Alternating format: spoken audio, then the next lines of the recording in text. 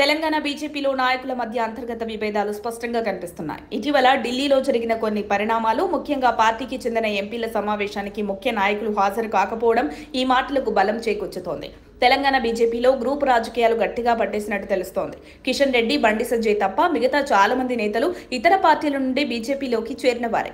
కొండా Vishweshwar Reddy, DK అరుణ, గోడం నాగేష్, రఘునందన్ రావు, ఈటల రాజేందర్ వంటి నేతలు వ్యక్తిగత రాజకీయ ప్రయోజనాల దృష్ట్యా బీజేపీలో చేరారు. ఇప్పుడు వీరి మధ్య ఒక బలమైన గ్రూప్ ఏర్పడినట్టు తెలుస్తోంది. దీనికి భిన్నంగా బండి సంజయ్ ఒంటరిగా మిగిలిపోతున్నట్లు సంకేతాలు బయటపడుతున్నాయి. ఈ మధ్య బండి సంజయ్, ఈటల రాజేందర్ మధ్య మాటల యుద్ధం జరిగినట్టు మీడియాలో వార్తలు వెలువడ్డాయి.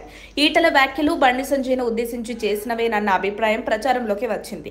ఈ ఘటనతో వారి మధ్య ఉన్న విభేదాలు మరింత బయటపడ్డాయి. దీనిపై పార్టీ అధికారికంగా స్పందించకపోవడంతో మీడియా వర్గాల్లో ఇది పెద్ద చర్చకార్యమైంది.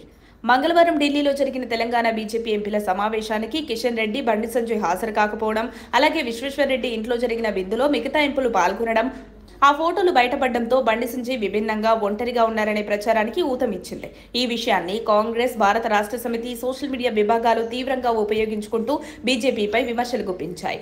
బీజేపీ దీనిపై అధికారికంగా స్పందించకపోవడం వల్ల పార్టీకి వ్యతిరేకమైన ప్రచారం విస్తృతంగా సాగింది. ఫోటోలు వైరల్ కావడంతో పార్టీ క్యాడర్లో గందరగోళం నెలకొంది. 8 మంది ఎంపీలు గెలిచి అసెంబ్లీ ఎన్నికల్లో మంచి ఫలితాలు సాధించిన బీజేపీకి ఇప్పుడు ఈ అంతర్గత సమస్యలు ఇమేజ్కి పెద్ద చెడు పేర్చే అంశంగా మారాయి.